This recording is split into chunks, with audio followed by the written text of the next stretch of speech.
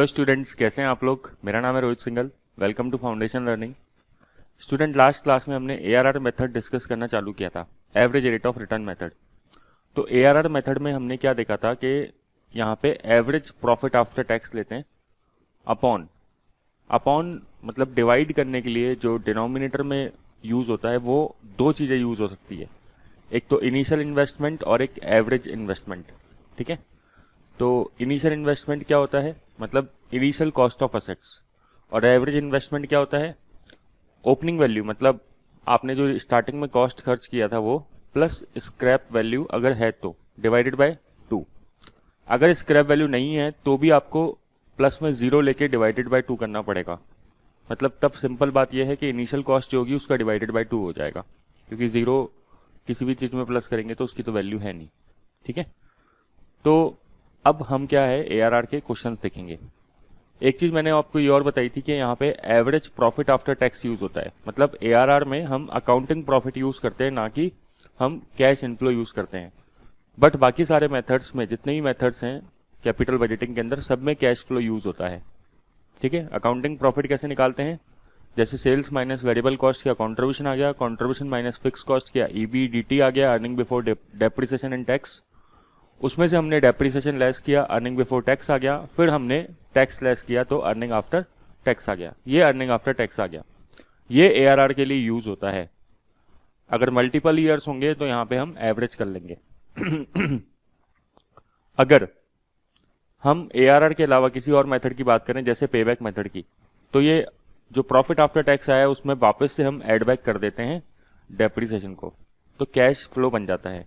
Right, तो आज हम क्या है एक क्वेश्चन से शुरुआत करते हैं कि इसका क्वेश्चन कैसा बनता है जनरली। ठीक है, तो देखते हैं question. Example, the initial investment is 500 lakh rupees, life 4 years, salvage value 50 lakhs, profit after tax 40, 60, 55, 80। ये प्रॉफिट आफ्टर टैक्स है 4 सालों का। Calculate ARR by both the methods, दोनों मेथड से आपको एआरआर निकालना है। ठीक है, तो इस केस में सबसे पहले हम क्या करते हैं, एवरेज पीएटी निकाल लेते हैं। तो देखो एवरेज पीएटी कैसे निकलेगा, 40, 60, 55, 80 ये प्रॉफिट आफ्टर टैक्स है, तो इसमें डिवाइडेड बाय 4 कर देते हैं प्लस करके। ये आ जाएगा 58.75। ठीक है, इन चारों को प्लस करो, डिवाइडेड बाय 4 कर दो। अब पहले इसमें क्या लिखा है, बोथ मेथड्स, तो पहले अपन क्या करते हैं इनिशियल इन्वेस्टमेंट से निकालते हैं। तो 58.75 डिवाइडेड बाय 500 इंटू 100, ये आएगा 11.75%। ठीक है, इस परसेंटेज का मतलब क्या है, अगर आप सिंपल देखो तो ये एक तरीके से आरओआई निकालना नहीं हो गया कि हमें कितना रिटर्न मिल रहा है अपॉन हमने कितना पैसा लगाया है। आरओआई के बिल्कुल लिटरल फॉर्मूले पे मत जाओ, रिटर्न ऑन इन्वेस्टमेंट के बिल्कुल लिटरल फॉर्मूले पे नहीं, बस थीम वही है ना। वैसे आरओआई का फॉर्मूला क्या होता है अगर आपको याद हो तो, EBIT upon capital employed into 100। ROI मतलब रिटर्न ऑन इन्वेस्टमेंट, बट एक सिंपल अगर समझना है ऊपर ऊपर से मैक्रो व्यू, तो ये क्या है अर्निंग और यहाँ पे क्या है इन्वेस्टमेंट, तो इंटू 100 किया तो एक रिटर्न का परसेंटेज आ गया। Clear, 58.75 divided by average investment करें, 50 plus 500 divided by 2 into 100,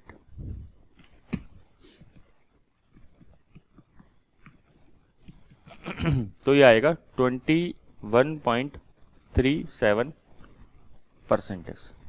clear क्या, तो ये 36 और ये 11.75, हाँ 36% आएगा, 37 नहीं आएगा क्योंकि 21.363 है, बट उससे छोड़ो, मेन तो ये समझ में आना चाहिए आपको क्रक्स क्या है। क्लियर क्या, तो एआरआर निकालने के कितने मेथड होते हैं, 2 मेथड होते हैं। सर एआरआर पे क्वेश्चन आ सकता है, बिल्कुल आ सकता है। डिसीजन रूल क्या है एआरआर का, जितना ज्यादा एआरआर होगा कंपनी का उतना ज्यादा बढ़िया है, क्योंकि ये रिटर्न का परसेंटेज है। ठीक है, बट हो सकता है कि कंपनी की कोई कट ऑफ रेट हो। ठीक है, कंपनी कट ऑफ रेट मान लो 10% है, ये मिनिमम कट ऑफ रेट 10% है। इसका क्या मतलब होता है कट ऑफ रेट का, कि कंपनी मिनिमम 10% तो सोच रही है कि 10% तो मिलना चाहिए। तो अगर ARR मान लो 10% की जगह एक्चुअल में 12 आ रहा है तो रिटर्न ज़्यादा है। कंपनी ने सोचा तो केवल कितना था 10%, बट मिल रहा है ज़्यादा 12, तो ये अच्छी बात है। ठीक है, तो हमें ये प्रोजेक्ट क्या करना चाहिए, एक्सेप्ट करना चाहिए। और रिजेक्ट कब करना चाहिए, जब ARR क्या है मान लो 8% है और कंपनी ने सोचा कि यार 10% तो मिलना चाहिए। क्लियर, ये है। अब देख लेते हैं कि एडवांटेजेस क्या है ARR मेथड के। छोटा मोटा थ्योरी में MCQ बना सकता है। ठीक है, earning over the entire life of the project are consider. आप याद करो जब हमने पेबैक मेथड पढ़ा था ना, तो हमने देखा था कि वो कब तक चेक करता है कैश इनफ्लोज को, जब तक कि कॉस्ट रिकवर नहीं हो जाती।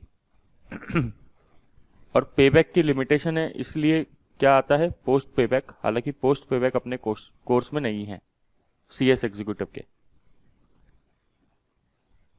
क्लियर क्या, तो मतलब कॉस्ट रिकवर होने तक ही कंसीडर करता है पेबैक, उसके बाद का जो पीरियड होता है वो उसको इग्नोर कर देता है। बट ARR मेथड की खासियत क्या है कि entire life of the project हम पूरा चेक कर पा रहे हैं। फिर ये इजी टू अंडरस्टैंड है, सिंपल टू फॉलो है। ठीक है, अकाउंटिंग कॉन्सेप्ट है, मतलब प्रॉफिट आफ्टर टैक्स है, आपको जल्दी समझ में आ जाता है प्रॉफिट आफ्टर टैक्स का क्या मतलब है। अब डिसएडवांटेजेस क्या है, डिसएडवांटेज, सबसे बड़ा डिसएडवांटेज क्या है कि हम अभी ट्रेडिशनल टेक्निक पढ़ रहे हैं, जैसे पेबैक हुआ, ARR हुआ, ये सब क्या है ट्रेडिशनल टेक्निक। तो ये टाइम वैल्यू ऑफ मनी को इग्नोर कर देती है। पैसा धीरे धीरे बाद में मिल रहा है, लगा अभी रहे हैं, लेकिन हम उस जो बाद में धीरे धीरे मिल रहा है उस फैक्टर को कंसीडर नहीं कर रहे कि बाद में मिल रहा है। जैसे ARR मेथड हो गया, पेबैक मेथड हो गया, ये दोनों क्या है ट्रेडिशनल टेक्निक है। बट जब हम बाद में न्यू टेक्निक्स पढ़ेंगे डिस्काउंटेड वाली, तो उसमें पढ़ेंगे हम NPV। जैसे हमने NPV थोड़ा सा डिस्कशन भी किया था स्टार्टिंग में क्लास के अंदर। IRR मेथड या फिर प्रॉफिटेबिलिटी इंडेक्स, ये तीनों मेथड क्या है, ये नए ज़माने की टेक्निक है। ये टाइम वैल्यू ऑफ मनी को कंसीडर करते हुए बनाई गई है। ठीक है, अब ARR का और लिमिटेशन क्या है कि ये डिफरेंट मेथड से कैलकुलेट हो सकता है, तो रिजल्ट सेम नहीं होते। मतलब जैसे इनिशियल इन्वेस्टमेंट से भी कर सकते हो, एवरेज इन्वेस्टमेंट से भी कर सकते हो। ठीक है, और सबसे बड़ी लिमिटेशन जो मेरे को लगती है वो लगती है कि यहाँ पे अकाउंटिंग प्रिंसिपल्स यूज होते हैं, मतलब हम प्रॉफिट आफ्टर टैक्स यूज करते हैं, ना कि कैश फ्लो यूज करते हैं। ठीक है भाई, FM में डिसीजन मेकिंग कर रहे हैं अपन, तो हमें नॉन कैश एक्सपेंसेस जो हैं, जैसे हम अकाउंट्स में कंसीडर करते हैं, वैसे FM फाइनेंशियल मैनेजमेंट में कंसीडर नहीं करना चाहिए। बट हम फिर भी क्या करते हैं, जब प्रॉफिट आफ्टर टैक्स निकालते हैं तो डेप्रिसिएशन लेस कर देते हैं। ठीक है, लेस कर दो क्योंकि टैक्स कम लगेगा, बट वापस से एडबैक भी तो करना चाहिए था। डेप्रिसिएशन का इफेक्ट नलीफाई भी तो करने की जरूरत थी, बट वो नहीं किया हमने। ठीक है, लेकिन बाकी जो फाइनेंशियल मैनेजमेंट में मेथड्स हैं वो कैश इनफ्लो पे फोकस करते हैं। स्टूडेंट, अब हम चालू करेंगे डिस्काउंटेड कैश फ्लो टेक्निक्स। इसमें देखो 3 टेक्निक्स आती है, NPV मेथड, PI मेथड और IRR मेथड। ठीक है, तो सबसे पहले हम NPV मेथड पढ़ेंगे, फिर हम PI मेथड डिस्कस करेंगे और फिर IRR मतलब internal rate of return discuss करेंगे। बहुत इंपॉर्टेंट टेक्निक है NPV, सबसे ज़्यादा फेमस यही है और एग्जाम में से क्वेश्चन सबसे ज़्यादा इसी पे आते हैं। ठीक है, अब NPV मेथड का फॉर्मूला, जैसे हमने पहले भी क्लास जब इनिशियल ली थी दो तीन क्लासेस में कॉन्सेप्ट समझा था एन्यूटी का, कि एन्यूटी का कॉन्सेप्ट क्या होता है, या फिर प्रेजेंट वैल्यू का कॉन्सेप्ट क्या होता है, या फिर जो फ्यूचर वैल्यू होती है। प्रेजेंट वैल्यू कैसे निकालते हैं हम किसी भी चीज़ को, डिस्काउंटिंग करके। फ्यूचर वैल्यू कैसे निकालते हैं, कंपाउंडिंग करके। ठीक है, तो इस टॉपिक में हमने देखा था जैसे प्रेजेंट वैल्यू का कॉन्सेप्ट काम में आ रहा है। किसका कॉन्सेप्ट काम में ले रहे हैं हम, प्रेजेंट वैल्यू का कॉन्सेप्ट काम में ले रहे हैं। डिस्काउंटिंग ज़्यादा यूज में आती है। तो फॉर्मूला क्या है, present value of cash inflow less present value of cash outflow. Inflow में से आउटफ्लो लेस किया तो क्या आ गया, NPV आ गया, नेट प्रेजेंट वैल्यू आ गया। अब आप देख रहे हो यहाँ पे हमने present value of cash inflow और आउटफ्लो निकाला है दोनों। ठीक है, तो प्रेजेंट वैल्यू कैसे निकलता है, फ्यूचर की वैल्यू को पकड़ के डिस्काउंट कर दो आप। सर डिस्काउंट रेट जैसे अभी तक हमने ना पहले भी देखा था, जब हम एनपीवी मेथड पढ़ रहे थे तो कोई ना कोई रिक्वायर्ड रेट ऑफ रिटर्न की बात कर रहे थे, ठीक है। तो ये सर जैसे 10% है तो इसका मीनिंग क्या है, ये कहाँ से आई 10%, ठीक है। तो ये भी क्वेश्चन आता है। पहले जैसे एक क्वेश्चन देखते हैं अपन, ठीक है, उससे करने की कोशिश करते हैं। इससे आपको पिछले वाला रिवाइज हो जाएगा। एक प्रोजेक्ट है, उसकी कॉस्ट है 10,000 की और 3 साल का लाइफ है, ठीक है। नेट कैश इनफ्लो, अब देखो ये नेट कैश फ्लो समझ में आ रहा है आपको, ये कैसे निकाला होगा। ये हमने जैसे प्रॉफिट आफ्टर टैक्स निकाला, वही sales minus variable cost, contribution minus fix cost, earning before depreciation tax, फिर हमने डेप्रिसिएशन लेस कर दिया होगा, फिर अर्निंग बिफोर टैक्स, फिर टैक्स लेस करा, अर्निंग आफ्टर टैक्स आ गया, उसमें वापस से हमने डेप्रिसिएशन को ऐड बैक किया है, तब जाके नेट कैश फ्लो आया है। समझ में आ गया। तो अब जितने ही मेथड्स हैं सब में क्या यूज होगा, नेट कैश फ्लो। याद रखना केवल पीएटी एआरआर मेथड में काम में आता है, बहुत इंपॉर्टेंट पॉइंट है, बहुत स्टूडेंट भूल जाते हैं। क्लियर। चलो, तो अब पीवी फैक्टर है 12% का। पीवी फैक्टर क्या होता है, ये होता है रिक्वायर्ड रेट ऑफ रिटर्न। अब आप बताओ यहाँ पे एन्युटी फैक्टर यूज कर सकते हैं क्या हम, एन्युटी नहीं।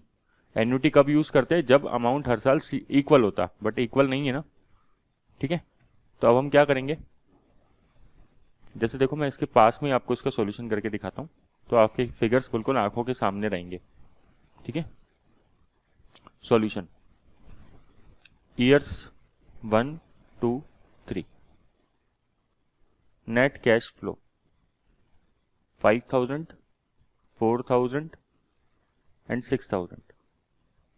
अब याद है आपको दो तरीके बताए थे मैंने आपको इसको सॉल्व करने के, क्या तरीके बताए थे, या तो ये कि एक सेकंड है ना, पीवी फैक्टर 12% का, या तो ये कि पीवी फैक्टर आप निकाल के करो, जैसे 1 डिवाइडेड बाय 1.12 0.893, डिस्कस किया हुआ है अपन ने ये पॉइंट पहले से ही, 0.797 एंड 0.712। इसका क्या मतलब है बताओ जरा, 0.893 का मीनिंग क्या है, कैसे रीड करते हैं। अगर हमें 1 साल बाद 1 रुपीज कमाने हैं, अगर हमें 1 साल बाद 1 रुपीज कमाने हैं और हमें 12% की रेट चाहिए, ठीक है, तो 1 रुपये तो फिक्स है, 1 रुपीज तो फिक्स है कि 1 साल बाद 1 रुपीज आएंगे, लेकिन हमें रिटर्न 12% चाहिए।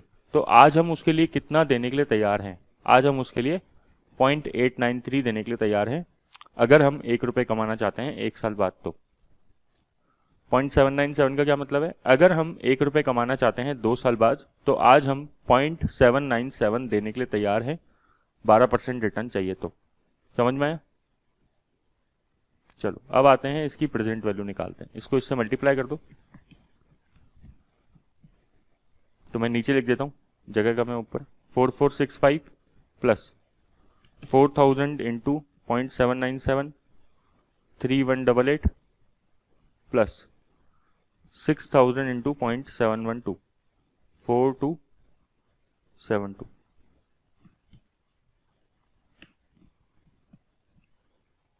तो आ जाएगा 11,925। समझ में आया, 11,925 इनफ्लो आया total, present value of cash inflow. क्या बोलेंगे इसको, present value of cash inflow. और ये आउटफ्लो कितना है, 10,000, ये तो अभी खर्च हुआ होगा स्टार्टिंग में। तो इस प्रोजेक्ट से हमें नेट कितना फायदा होगा, 1925 का, 1925 का, ठीक है। एनपीवी पॉजिटिव है, मतलब बेनिफिट है, तो हमें ये प्रोजेक्ट एक्सेप्ट करना चाहिए। क्लियर क्या, ये हम ऑलरेडी सीख चुके थे, अगर आपको याद हो तो, ये कोई नया डिस्कशन नहीं कर रहे हैं, ये ऑलरेडी हम कर चुके थे, ठीक है। अच्छा, अब जैसे इसका एक और तरीका मैंने आपको बताया था, वो भी तरीका मैं वापस रिवाइज करा देता हूं आपको, फिर हम बार बार उसको रिवाइज नहीं करेंगे, ठीक है। कैसे करते थे बताओ, 5,000 लिखा है और क्या लिखा है 4,000 और क्या है 6,000, ठीक है। तो 1 प्लस 0.12, पावर 1 ही है तो कोई लिखने की जरूरत नहीं है, 1 प्लस 0.12 स्क्वायर, 1 प्लस 0.12 क्यूब या फिर पावर 3, ठीक है। तो 5000 डिवाइडेड बाय 1.12 4464। इससे यार राउंड ऑफ में लिखने की जरूरत नहीं है, ठीक है ना, बस इतना। ये डेसिमल में लिखने, फाइनल फिगर जो होता है ना, कभी भी उसको डेसिमल में लिखने की जरूरत नहीं है। अब देखो ये बिल्कुल एग्जैक्ट फिगर है, क्योंकि आपने क्या है यहाँ पे बिल्कुल डायरेक्टली उससे डिवाइड कर दिया, ठीक है। बिल्कुल एग्जैक्ट फिगर, क्लोज आता है बिल्कुल ये फिगर 3189।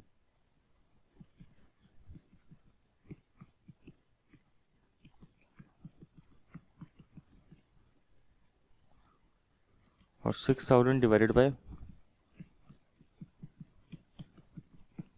ये आएगा 4271। राउंड ऑफ करते जाओ। अब 4464 प्लस 3189 प्लस 4271 11,924 924।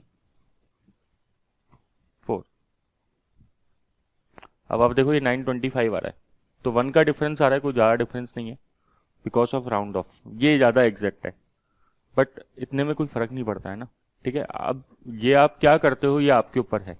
मैंने आपको ये दोनों मेथड क्यों बताया, क्योंकि बुक में दोनों मेथड दे रखे होते हैं। स्टूडेंट कई बार कंफर्टेबल नहीं होता है, ये समझ में नहीं आता है कि दोनों मेथड क्या है, ठीक है ना, इसलिए जस्ट मैंने आपको ऐसे बताया है। अब आपकी इच्छा है कि आपको कौन सा मेथड यूज़ करना है, राइट। अब मेरा जो आज का मुद्दा है मेनली वो है ये 12%। सर ये क्या होता है? आपने बोला कि ये इंटरेस्ट रेट है, ठीक है। इसको देखो क्या क्या बोलते हैं। पहली बात तो आप ये समझो, इस 12% को आप, मैं बाकी सब चीज़ें हटा देता हूँ ना, ठीक है। इस 12% को इंटरेस्ट रेट भी बोलते हैं और इसको रिक्वायर्ड रेट ऑफ रिटर्न भी बोलते हैं। ध्यान से देखते जाना है ना, इंपॉर्टेंट टॉपिक चल रहा है। ये जो मैं आपके सामने बनाता हूँ ये पीपीटी बनाता हूँ मैं, क्या यूएससीएमए और एसीसीए काफ़ी समय से पढ़ा रहा हूँ, तो हम उसमें पीपीटी से ही पढ़ाते हैं, तो इसलिए मेरे को पीपीटी मोड ठीक लगता है पढ़ाने के लिए, ठीक है। वाइट बोर्ड वाला सिस्टम जो है वो मतलब इसमें क्लियरिटी ज़्यादा आती है, मेरे को ऐसा लगता है। ग्राफिक्स हम ज़्यादा यूज़ कर सकते हैं स्टूडेंट्स को दिखाने के लिए। तो interest rate, required rate of return, इसको कॉस्ट ऑफ कैपिटल भी बोलते हैं, ठीक है, या फिर इसको डिस्काउंटिंग फैक्टर भी बोलते हैं, या फिर इसको प्रेजेंट वैल्यू फैक्टर भी बोलते हैं,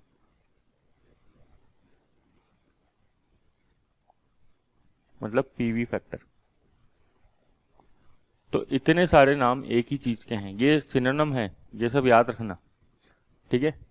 ऐसा ना हो कि आप ये सोचें कि ये सब अलग अलग चीजें हैं। अब ये है क्या, देखो ये वैसे है क्या, ये अपन समझेंगे कॉस्ट ऑफ कैपिटल चैप्टर में। कैपिटल बजटिंग के बाद अगला चैप्टर जो चालू करेंगे हम, पूरा कंप्लीट जब हो जाएगा कैपिटल बजटिंग, तो अगला चैप्टर कॉस्ट ऑफ कैपिटल चालू करेंगे, ठीक है। बट ये होता क्या है, थोड़ा सा आइडिया ले लेते हैं।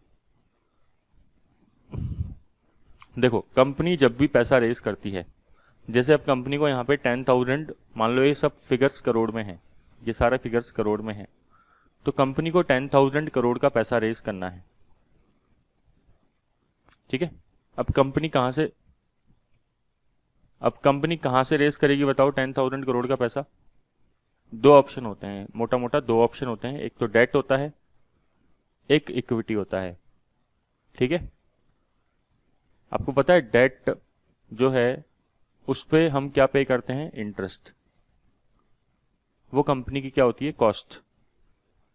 प्रिंसिपल तो चुकाना ही होता है, लेकिन प्रिंसिपल तो कंपनी ने लिया भी तो होता है, लोन, ठीक है। कंपनी ने डिबेंचर इशू करे तो लोन लिया, वो चुका रही है, तो वो कोई कॉस्ट थोड़े हो सकती है। कॉस्ट तो वो होगी जो एक्स्ट्रा पे कर रही है कंपनी। एक्स्ट्रा क्या पे करती है, ब्याज, है ना, ये कंपनी कॉस्ट होती है। और इक्विटी शेयर्स पे आपको क्या लगता है कि कंपनी कुछ भी पे नहीं करती है? आप बोलेंगे कि आप सीएस के स्टूडेंट हैं हम सर, तो इक्विटी शेयर को तो डिविडेंड देना कंपलसरी नहीं होता है, तो मतलब इक्विटी शेयर पे कोई भी कॉस्ट नहीं होती है, मतलब कंपनी फ्री में इक्विटी शेयर इशू कर रही है। इक्विटी शेयर होल्डर की कोई दुनिया में एक्सपेक्टेशन ही नहीं है, जबरदस्ती लोग इक्विटी शेयर खरीद रहे हैं, ठीक है, वो बेचारे बेवकूफ़ है, ऐसा नहीं है। इक्विटी शेयर क्यों, अगर मैंने आज रिलायंस के इक्विटी शेयर परचेज करे तो मेरी कोई एक्सपेक्टेशन है रिलायंस से। क्या एक्सपेक्टेशन है? पहली एक्सपेक्टेशन तो डिविडेंड होगी, और दूसरी एक्सपेक्टेशन होगी कैपिटल एप्रिसिएशन। कैपिटल एप्रिसिएशन मतलब क्या कि यार मैंने ये रिलायंस का शेयर 2000 में खरीदा था और ये हो जाना चाहिए 3000 का। मान लो 1 साल का टाइम पीरियड है, मैंने सोचा है माइंड में, ये मेरी एक्सपेक्टेशन है, इसे क्या बोलते हैं? Capital appreciation. और मेरी एक्सपेक्टेशन क्या है? मेरे को 50 रुपये डिविडेंड भी मिल जाना चाहिए इस शेयर पे, ठीक है। तो इक्विटी शेयर होल्डर्स की भी एक्सपेक्टेशन ज़्यादा होती है ना। तो आप हमेशा याद रखिए कि कंपनी के लिए इक्विटी शेयर्स पे भी कंपनी एक तरीके से क्या है? कॉस्ट पे कर रही होती है, ठीक है। और कॉस्ट मतलब ऐसा नहीं होता कॉस्ट ऑफ कैपिटल मतलब कि जो एक्चुअल में पे कर रही है कॉस्ट। कॉस्ट ऑफ कैपिटल मतलब ये होता है कि जो इन लोगों की एक्सपेक्टेशन है, किन लोगों की? इन्वेस्टर्स की एक्सपेक्टेशंस जो होती है वो कंपनी के लिए क्या बन जाती है? कॉस्ट बन जाती है। अभी ज़्यादा समझ में नहीं आएगा, कहाँ समझ में आएगा ज़्यादा? जब कॉस्ट ऑफ कैपिटल चैप्टर पढ़ेंगे, हैं। मैं केवल आपको हिंट दे रहा हूँ कि 12% होता क्या है, ये कैसे आता है फिगर, ठीक है ना, क्योंकि मन में क्वेश्चन आता है ना, सवाल आता है। तो अब मान लो कि कंपनी कुछ पैसा डेट से उठाए, मान लो 60% पैसा कंपनी ने सोचा कि डेट से उठाएंगे, 40% इक्विटी से उठाएंगे। पूरा डेट से क्यों नहीं उठाएंगे, पूरा इक्विटी से क्यों नहीं उठाएंगे? कॉस्ट ऑफ कैपिटल चैप्टर में डिस्कस करेंगे, उसके अपने अलग रीजंस हैं, ठीक है। तो मान लो 10,000 करोड़ का 60% कितना होता है सर? 6,000 करोड़ हम डेट से उठाएंगे, ठीक है। और उस पे कंपनी जो है ब्याज रेट मान लो 10% पे करेगी, और इक्विटी शेयर्स पे कंपनी जो है, जो हमारे शेयर होल्डर्स की एक्सपेक्टेशन है, इक्विटी शेयर होल्डर्स की एक्सपेक्टेशन वो है 15% की। सर लेकिन कंपनी डिवेंचर पे तो 10% पे कर रही है और इक्विटी शेयर होल्डर्स पे कंपनी 12%, वो 15% की कॉस्ट सोच रही है। ध्यान रखो हमेशा, बाद में समझ में आएगा आपको धीरे धीरे। इक्विटी शेयर होल्डर्स की एक्सपेक्टेशन बहुत ज़्यादा होती है। इक्विटी शेयर होल्डर्स की एक्सपेक्टेशन ज़्यादा होती है किससे? डिबेंचर होल्डर से। सर ऐसा क्यों? क्योंकि हमारे इक्विटी शेयर होल्डर्स क्या करते हैं? रिस्क बियर करते हैं। सर किस चीज़ का risk? As a company secretary student आपको ये पता है कि इक्विटी शेयर होल्डर्स का कंपनी पर कोई लीगल क्लेम नहीं होता है। इक्विटी शेयर होल्डर्स का कंपनी पे कोई लीगल क्लेम नहीं होता, मतलब कि कंपनी ज़रूरी नहीं है कि इनको डिविडेंड पे करे, चाहे कंपनी प्रॉफिट कमा ले तब भी ज़रूरी नहीं है डिविडेंड पे करना इक्विटी शेयर होल्डर्स को, ठीक है। दूसरी बात, अगर कल को कंपनी का लिक्विडेशन होता है तो पता नहीं इक्विटी शेयर होल्डर्स को कुछ पैसे मिलेंगे या नहीं मिलेंगे, क्योंकि सबसे पहले तो बहुत सारी लिस्ट आ जाएगी, वो आप लिक्विडेशन ऑफ कंपनी में पढ़ते होंगे। उसके बाद लास्ट में डिबेंचर होल्डर्स का नंबर आता है, फिर डिबेंचर होल्डर्स का नंबर आता है, उसके बाद प्रेफरेंस शेयर्स का नंबर आता है, फिर इक्विटी शेयर्स का नंबर आता है। समझ रहे हो? तो सबसे लास्ट में इक्विटी शेयर्स को पेमेंट करते हैं, मतलब इक्विटी शेयर्स कहीं ना कहीं क्या कर रहे हैं? बहुत ज़्यादा रिस्क बियर कर रहे हैं। लेकिन डिबेंचर होल्डर्स का क्या है? उनको तो फिक्स रेट ऑफ इंटरेस्ट ब्याज मिलता रहता है, 10% रेट फिक्स है तो वो मिलेगा ही मिलेगा। उनका तो कंपनी पे क्या है? लीगल क्लेम है। अगर उनको पैसा नहीं मिलेगा तो वो तो कंपनी को बैंकक्रप्ट के लिए भी अप्लाई कर सकते हैं कि यार चलो इसको बैंकक्रप्ट करो उठा के, इसको इंसॉल्वेंसी बैंकक्रप्सी कोड पे ले जाते हैं, आईबीसी लॉ के अंदर कंपनी को बैंकक्रप्ट करते हैं, हो सकता है ना। बट इक्विटी शेयर्स में तो वो पॉसिबल नहीं है। तो equity share holders are risk bearers in the company, so they have more expectation than debenture holders. Okay, that's why cost of equity is always greater than cost of debt. तो क्या है? Cost of equity 15%, cost of debt 10%। तो cost of equity हमेशा ज्यादा रहती है cost of debt से। Clear क्या? तो जैसे 60, अब देखो 10% आपने 10% आपने डिवेंचर होल्डर्स को कॉस्ट पे करी और 60% पैसा आपने रेस किया इससे, डेट से, प्लस 40% आपने पैसा रेस किया इक्विटी से और 15% कॉस्ट पे करी।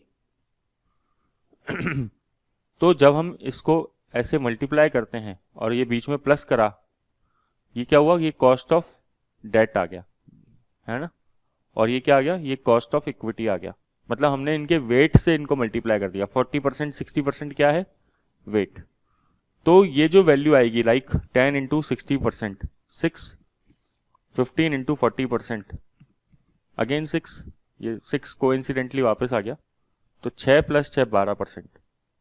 तो ये 12% जाके यहाँ पे फिट होगा। समझ में आया? ऐसे 12% निकलता है। कैसे निकलता है बताओ? कि cost of debt into weight of debt plus cost of equity into weight of equity. इससे ज्यादा मैं अभी डिस्कशन नहीं कर सकता। सर क्यों नहीं कर सकते? क्योंकि ये अलग चैप्टर का मामला है। क्लियर क्या? और अभी हम क्या पढ़ रहे हैं? अभी हम कैपिटल बजटिंग कर रहे हैं। आप हमेशा बस ये याद रखिए बात, जितना ज्यादा रिस्क होगा, मोर रिस्क मोर एक्सपेक्टेशन। ठीक है? इसलिए हमारे इक्विटी शोल्डर्स जो कंपनी के अंदर बहुत ज्यादा रिस्क बियर कर रहे हैं, क्योंकि उनका कोई लीगल क्लेम नहीं है, तो उनकी एक्सपेक्टेशन भी ज्यादा है। जितनी ज्यादा जगह रिस्क होगा, आप जहां पे इन्वेस्ट करना चाहते हैं वहां पे बहुत रिस्क है। आप एक ड्रग्स के बिजनेस में इन्वेस्ट करना चाहते हैं, लेकिन वहां पे पकड़े जाने का खतरा है, तो आपका रिटर्न का एक्सपेक्टेशन बहुत हाई होगा। आप वहां पे 5% के मार्जिन पे काम नहीं करेंगे कि 5% मार्जिन मिल गया बहुत है। आप वहां पे 500% का रिटर्न चाहेंगे। ठीक है? अगर काम करते हैं तो रिस्क वाले बिजनेस में एक्सपेक्टेशन ज्यादा होती है। इस वजह से ये लास्ट में पीवी फैक्टर ऐसे निकल के आता है। फिर इसके ऊपर और डिस्कशन करेंगे जब ऐसे जैसे आगे बढ़ेंगे। ठीक है? अभी आप इतना रिवाइज कर लीजिए, फिर बाकी नेक्स्ट क्लास में डिस्कस करते हैं। Thank you.